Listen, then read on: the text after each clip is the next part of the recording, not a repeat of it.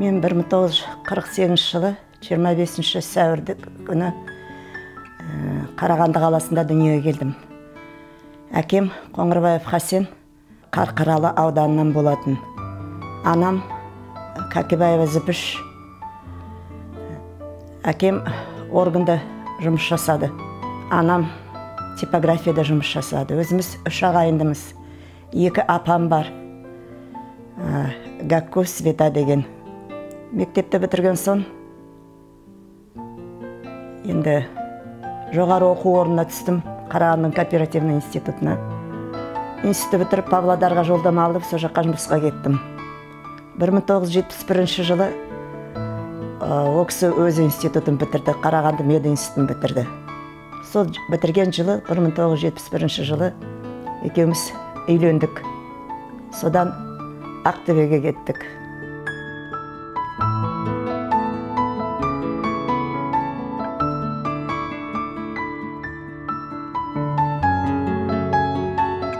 Мен 1972 жылы 24 июньде дүниеге келдім Ақтөбе қаласында.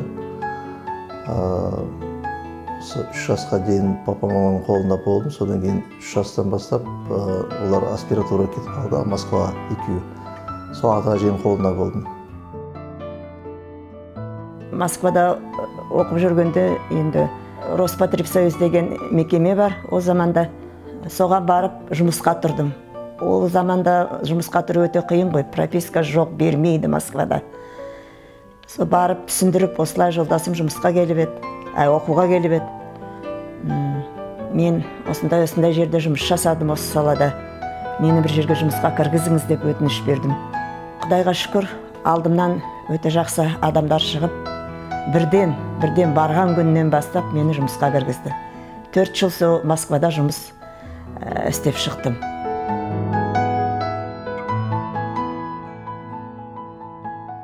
1982 жылы Қарағанды қаласында Дәуренбек дүниеге келді. Негізі кішкентай кезімден мен анама өте жақын едім. Жүрген жерде анамды іздеп жүрем. Қалмайтын юбкасын ұстап. Бір жаққа шығып кетсе, сразу біртүрлі сезініп, іздеп, туалетке барсам да, анашым, мен туалетке бара жатырмын деп сөйтіп айтып кететін. Есімде қалған бір 5 жасымда ұйқыдан оянсам, анам үйде жоқ, жұмысқа кетіп қалған. Сөйтіп есікті жаппай үйдің есігін далаға шығып кетіп, бір рет жұмысқа барған есіме қалған. Сол барып автобусқа отырып, қаланың қақ ортасына ананың жұмысына бардым ғой сол кезде. 5 жасымда мұнда кезде, примерно. Бұдан кейін жұмысқа бірге баратын болдық. Сондай өміріміздің бір қызық кезең болған.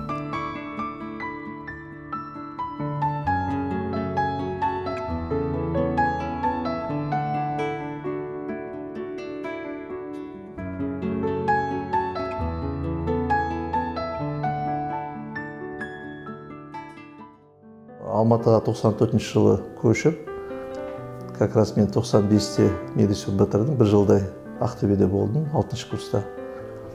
Олар осы жақта көшті бәрі. Папам, мамам, Дәуренбек. 94-тен бастап, 95-тен бастап осы жақта папаның қолғанаты болдым, қасында жүрдім, көмектесіп жүрдім. Бірге жұмыс жасады, үйретті сол өзінің мамандығына. Қазір Алтынбек сол папасының жолын қуып, гомеопатиямен шұғылданып, халықты емдейді.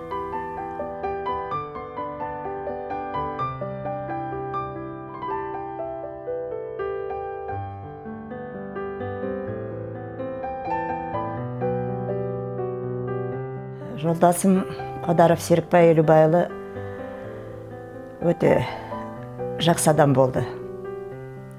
Кең пейілді, ақ жарқын, неше жыл ауырды, қандай қиыншылықты көрді, сонда бір мұң аймайтын.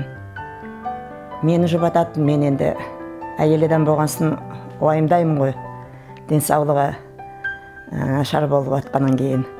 Сонда айтатын, кемпір саспа, біз әлі көтерілеміз, біз әлі көтереміз, көрсетеміз деп. Сол айтқан сөзінде тұрды.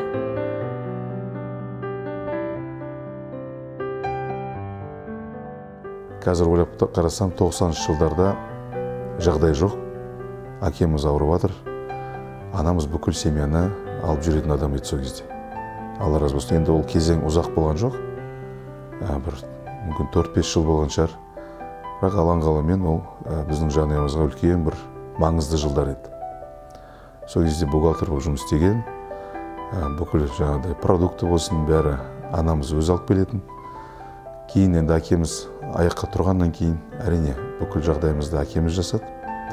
Енді әкеміздің абыройымен келеткен нәрселер ғой бәрі, бірақ сонда да анамызға үлкен алғысым айтқым келеді. Сол кезде белсенділік танытып, жаңағыдай күш-қуат жинап деген сияқты.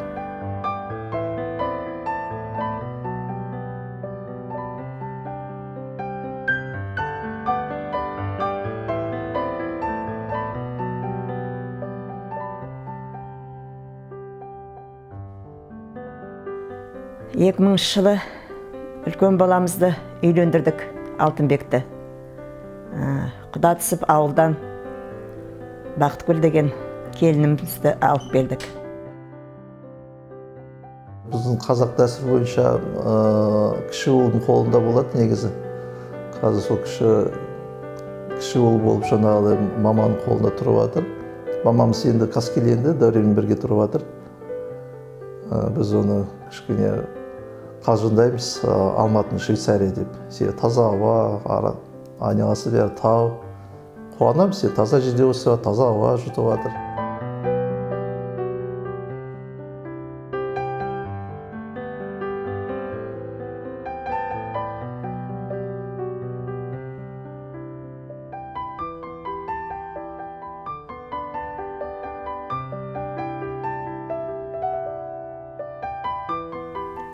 Содан кейін енді өмір жалғаса береді ғой. Бала оқуға түсті, Дәуренбек. О кісі барда түсті. Бірінші курсын бітірді. Әрі қарай сол 4-ші курсқа келгенде мамамен үйленем деді. Келінім Эльмира ағылшын тілінің маманың оқуын бітірген. Өте пысық, не істейін десе қолынан бәрі келеді. Қай жағынан болса да. Адамдармен тіл табысу, айтып отырмын ғой, сүгіретті де, істі де, тамақты да барлығын меңгереді. Осы үйдің проектісінде салған сол Эльмира.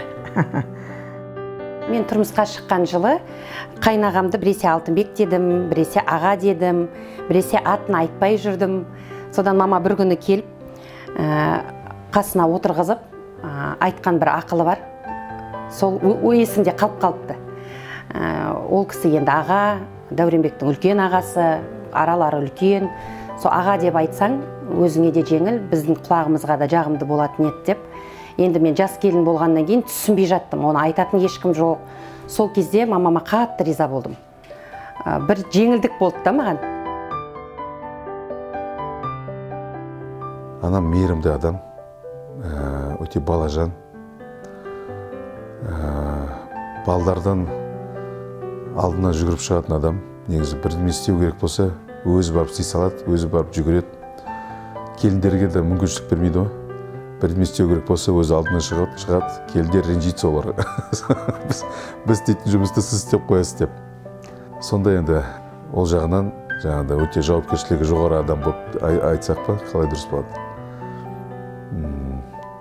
Қазірге шейін, мысалы біз енді 40-тан асып кетсек те, анамыз әлі күнге шейін біздің жауапкершілігімізді өзі жауып отырады да.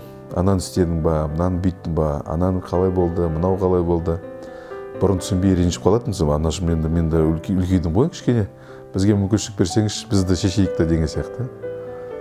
Қазіргі таңда енді түсініп отырмын, бұл адам сөйтіп үйреніп қалған, совет үкіметі кезінде оңай емес жағдай еді ғой. Сол кезде әкеміз ауырған кезде жауапкершілікті өте жоғары дәрежеде ұстаған адамдар, олар бірден өзгермейді, бірақ Алла разы болсын. Соның арқасында біраз жақсылықты, берекесін анамыздың батасымен, дұғасымен келе жатырмыз ғой, Құдайға шүкір. Әке-шеше негізі жақсы тәрбиеледі деп ойлаймын, негізі көп ақыл кеңес бізге беріп, жаңағыдай көмектесіп, сұрақтарына жауап беріп, жаңағыдай сөйтіп болған деп ойлаймын. Енді әке шешенің тәрбиесі көрген адамда бір направление береді ғой өмірде. Осылай істеуге болады, ақты, қарасы бәрін көрсетіп тұрады, жолын көрсетіп тұрады. Өмірге өте ризамын. Тағдырыма ризамын. Аллаға шүкір. Бір ғана өкініш, жолдасымның ерте кеткені. 54 жасында дүние салды. Ол кісінің әлі халыққа берері мол еді. Шығарып кеткен майын халық әлі күнге дейін жағып емделіп, ризашылығын білдіріп атады.